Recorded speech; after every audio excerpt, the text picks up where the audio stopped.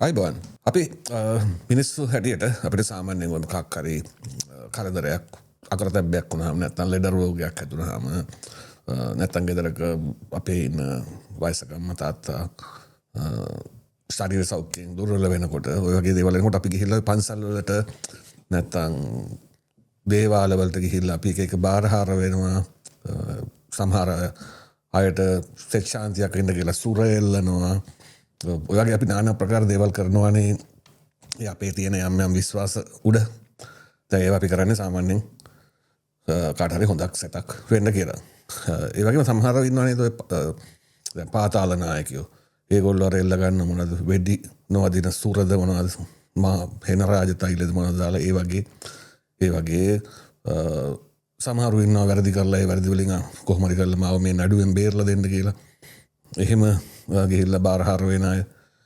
ඒ වගේ එකෙක්ම ඊයේ පෙරේද මාට්ටු වුණා.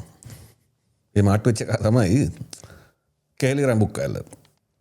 අල්ලස් කොමිසම කෙහෙලි රඹුක්කැල්ලව පසුගිය දවසක අත්අඩංගුවට ගන්නවා දූෂණය නැමැති වරද සිදු කළා කියලා. පැනලි 3ක්ම තමයි අත්අඩංගුවට ගන්නෙ. අපි කෙහෙලිය කරපු දේවල් මොනවද ඒ සිද්ධිය මොකක් සම්බන්ධයෙන් පස්සේ කතා කරමු. මට අපිට කියන්න ඕන එක තමයි කෙහෙලියව ඊට පස්සේ රිමාන්ඩ් කරනවා. රිමාන්ඩ් කරාම බන්ධනාගාරයට අරන් ගියාම කෙහෙලියගේ අතේ ලේන්සුවක ඔතාගෙන තිබිලා අහුවෙලා තියෙනවා ගජමුතුවකුයි පොඩි නිකන් මේ ගහක පොත්තකුයි. ඇහුවාම කියලා තියෙනවා මේක නියම ගජමුතුවක්. අනිත් එක ශ්‍රී මහ බෝධියේ මේ ඒ පොත්තක් කියලා. මූ අම්බ පොරක් නෙමු ශ්‍රී මහ බෝධිය වගේ තැනක පොත්තක් ඒ කොහොමද හානි කරන්නේ? ඒවා මේ සංරක්ෂණය කරලා බොහොම ආරක්ෂිතව තියෙන තැන්නේ. ඉතින් මූ ඒ වගේ තැන්වලිනුත් බඩු කොහොම හරි හොයාගෙන තියෙනවා. ඉතින් බන්ධනාගාර බුද්ධ නිලධාරීන් ඒවා තමන්ගේ බාරයට ගත්තා කියලා තමයි මාධ්‍ය වාර්තා කරේ. කෙහෙලි රඹුක්කැල්ල තන පොඩක් සටන් කරවලු මේ ඒවා තියාගත්තේ යාගේ ආරක්ෂාවට. ඒ හින්දා ඒවා දෙන්න කියලා. නමුත් බුද්ධ නිලධාරීන් ඒවා ලබා දීලා නැහැ. කෙහෙලි රඹුක්කැල්ලට බන්ධනාගාර නිලධාරීන්ගේ ආරක්ෂාවට තමයි දැන් මේ දවස්වල රිමාන්ඩ් එකේ කාලය ගත කරන්නේ. අපි දැන් එමු මොකද්ද මේ කෙහෙලි රඹුක්කැල්ල මොනවද මේ සිද්ධ වෙලා තියෙන්නේ කියන එක බලන්න. කෙහෙලි රඹුක්කැල්ල නම් ඉතින් කවදාකවත් එහෙම දේවල් ඉගෙන ගන්න මිනිස්සු නම් නෙමෙයි වගේ. ඉතින් මේ සිද්ධියත් ඒ ආකාරයේම දෙයක් 2021 ඉඳන් 2023 වෙනකම් අමාත්‍යවරයෙක් හැටියට සේවය කරනකොට තමයි මේ දූෂණය නැමැති වරද සිද්ධ කරා කියලා අල්ලස් කොමිසම කියන්නේ. මං හිතන්නේ මේ අර සෞඛ්‍ය ඇමති අර වතුර ඉන්ජෙක්ෂන් ඒ කේස් කාලේ ඉඳන් ඊට පස්සේ මං හිතන්නේ සෞඛ්‍ය අමාත්‍යාංශයෙන් අයින් කරාම වනජීවි හරිනවක් කරේකට දැම්මන්නේ ඒ කාලේ සිද්ධ වෙච්ච දේවල් තමයි මම විශ්වාස කරන විදිහට. කොහොම හරි කෙහෙලි රඹුක්කැල්ල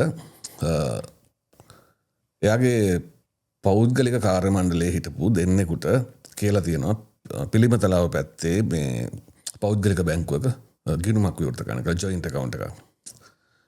ඊට පස්සේ කෙහෙලි රඹුක්කැල්ල තවත් පුද්ගලයන් 5 දෙනෙක්ව නාමිකව තමන්ගේ පෞද්ගලික කාර්ය මණ්ඩලය කියලා හඳුන්වලා අමාත්‍යාංශයේ වැටුප් කාඩ් එකකට ඇතුළත් කරලා තියෙනවා. ඊට පස්සේ ඒගොල්ලන්ට හම්බෙන පඩිය දීමනා OT අරම ඔක්කොම අර account එකට ට්‍රාන්ස්ෆර් කරන විදිහට සෙටප් කරලා තියෙන අර ඕපන් කරපු ජොයින්ට් account එකට ට්‍රාන්ස්ෆර් වෙන විදිහට. කොහොම හරි මෙහෙම මුදල් තින් අවුරුදු 2021 ඉඳන් 2023 වෙනකම් මේ විදිහට ගලාගෙන ගිහිල්ලා තියෙනවා. ඊට පස්සේ මේ සම්බන්ධයෙන් ලැබිච්ච පැමිණිල්ලක් අනුව තමයි පරීක්ෂණය සිද්ධ වෙන්නේ. මේ පරීක්ෂණය කළාට පස්සේ මහනුවර ප්‍රදේශයේ පුද්ගලයන් 5 දෙනෙක්ගෙන් ඒ 5 දෙනාගෙන් අල්ලස් කොමිසම ප්‍රශ්න කරලා තියෙනවා මේ කාරණාව සම්බන්ධයෙන්. මොකද ඔවුන්ගේ නම් තියෙන්නේ ඔහුගේ පෞද්ගලික කාර්ය මණ්ඩලය හැටියට. නමුත් මේ පුද්ගලයන් 5 දෙනා කියනවා ඒගොල්ලෝ මේක ගැන කිසිම දෙයක් දන්නේ නැහැ.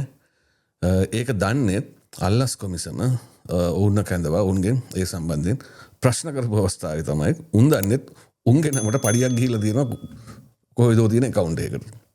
කොහොම හරි අවසානයේ සම්පූර්ණ මේ ක්‍රියාවලිය හරහා රුපියල් 80,58,814ක් ලබාගෙන තියෙනවා. අර පෙර අපි ඉස්සෙල්ලා කියපු ජොයින්ට් account එකට මේකේ mastermind ඉතින් කෙහෙලි රඹුක්කැල්ල තමයි. ඊට පස්සේ සල්ලි වලට මොකද කරලා තියෙන්නේ? ඒ සල්ලි කෙහෙලි රඹුක්කැල්ල කරලා තියෙන්නේ තමන්ගේ මහනුවර ප්‍රදේශයේ තමන්ට උදව් කරපු වැඩ කරපු අයට ඒ මුදල් වලින් අර ගිණුම හරහා ඒගොල්ලන්ට ගෙවීම් කරලා තියෙනවා. ඔතන ඉන්නවා මේ පළාත් පාලන ආයතන විසිරෙව්වට පස්සේ දැන් අර අවුරුදු 2ක් විතර වගේ පළාත් පාලන ආයතන ක්‍රියාත්මක වුණේ නැහනේ. ඒ කාලේ තමන්ගේ හොඳම ළඟම ගෝලෙක් ප්‍රාදේශ සභා මන්ත්‍රී වෙලා හිටපු කෙනෙක් ඒ මනුස්සයාට හැම මාසෙම රුපියල් 10,000 ගානද කොහෙද මේ account එකෙන් ගෙවලා තියෙනවා. ඒ කියන්නේ කෙහෙලි රඹුක්කැල්ලලා එකක් අර මුදල් වංචා සහගත ලෙස අර අපි ඉස්සෙල්ලා කියපු account එකට ගන්නවා. ඊට අමතරව එම මුදල් තමන්ගේ පෞද්ගලික දේශපාලන කටයුතු වලටත් කෙහෙලි රඹුක්කැල්ලලා පාවිච්චි කරලා තියෙනවා. ඊට අමතරව මේකේ දැන් හොඳම මරු කෑලි. දැන් මේ පුද්ගලයන්ට වැටුප් දීමනසා OT. දැන් OT කවුද අස්සම් කරන්න එපා. OT දැන් අපි කියලා කිව්වොත් මම මාසෙට මේ මාසේ පැය 100ක් OT කරාකුහම ඒක accounts department එක කවුරු හරි එක්කෙනෙක් ඒක අස්සම් කරලා okay කරලා දෙන්න එපා. ඉතින් ඒ කියන්නේ අමාත්‍යාංශය ඇතුලේ ඉන්න අයටත් බලපෑම් කරලා හෝ නැත්නම් ඕන්සිය කැමැත්තෙන් මේ වැඩේට සම්බන්ධ වෙලා තියෙනවා. නැත්නම් OT කරන්නේ නැතුව කාටවත් සල්ලි ගෙවුවයි කියන්නේ එතනත් දූෂණයක් නේ සිද්ධ කරලා තියෙන්නේ. ඊට අමතරව ජනාධිපති නීතිඥවරයෙක් පෙනී සිටලා තියෙනවා කෙහෙලි රඹුක්කැල්ල වෙනුවෙන්. ඔහු කියනවා තම පෞද්ගලික කාර්යමණ්ඩල සඳහා සේවකයන් බඳවා ගැනීමට අමාත්‍යවරයෙකුට බලය තිබෙන බවත්. එසේ බඳවා ගන්නා සේවකයන් අමාත්‍යාංශයට වාර්තා කළ යුතු බවට නීතියක් නොමැති බවත් කියා සිටියේ.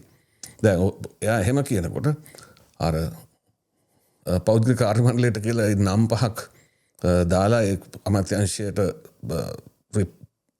යෝජනා කරලා ඒ නම් 5ට ඒ පුද්ගලයන් 5 දෙනාට මුදල් අර බැංකු ගිණුමට ආවත් ඒ මිනිස්සු 5 දෙනා කියන අපි එහෙම එකක් ගැන දන්නෙත් නැහැ කියලා. එතකොට මේ ජනාධිපති නීතිඥවරයා කියන කතාව එතනින්ම නිකම්ම තේරුමක් නැති පට්ට කෙබරයක් කියලා ඕන මේ මොලයක් තියෙන එකට තේරෙනවා. ඒකම කියනවා මේ 2015 අවුරුද්දේ ඉඳන් කෙහෙලි රඹුක්කැල්ල අධිකරණයට එනවලු. ඕක කිසිම මොහොතක මේ අධිකරණේ මග හැරලවත් හෝ සාක්ෂිකරුවන් තර්ජනය කරලත් නැලු අප දෙන්න කියලා. 2015 ඉඳන් 2025 අවුරුද්ද 6 තිස්සේ උසාවිය යනවා කියන්නේ නිකන් මාර වීර වික්‍රම වැඩක් වගේ දන්නේ නැහැ නේ නීතිඥතුමාට හිතෙන්නේ. කෙසේ හෝ අවසානයේ අධිකරණය ඒ කිසි දෙයක් පිළි අරගෙන නැහැ. අල්ලස් කමිසමට කියලා තියෙනවා නැවත කරුණු දක්වන්න කියලා 20 වෙනිදා වෙනකන් රක්ෂිත බන්ධනාගාරගත කරලා තියෙනවා. ඉතින් බලමු මොකක්ද වෙන්නේ කියලා 20 වෙනිදාට කෙහෙලියට අප හම්බ වෙයිද නැද්ද කියන එක. කොහොම වුණත් තමන්ගේ ආරක්ෂාවට කියලා ගජමුතු සහ ශ්‍රී මහ ඔහු කියන ආකාරයට ශ්‍රී මහ බෝධියේ පොත්තක් තියාගෙන හිටියනම් ඒ සම්බන්ධවත් වෙනම පරීක්ෂණයක් සිද්ධ කරන්න ඕනේ. මොකද ශ්‍රී මහ බෝධිය කියන්නේ මේ එක පට්ට හුරුන්ට මේ ආරක්ෂාව දෙන පූජනීය ස්ථානයක් නෙමෙයි. ඒක මේ රටේ බෞද්ධ මිනිස්සුන්ගේ මුදුන් මල්කඩ වගේ තැනක් දළදා මාලිගාව හා සමාන එහා සමානම ගරුත්වයක් තියෙන තැනක්. ඉතින් ඒ සම්බන්ධනොත් හොයා බලයි කියලා අපි හිතනවා. එහෙනම් යන්න කලින් අපේ channel එක subscribe කරන්න, අපිට like කරන්න, share කරන්න, comment කරන්න.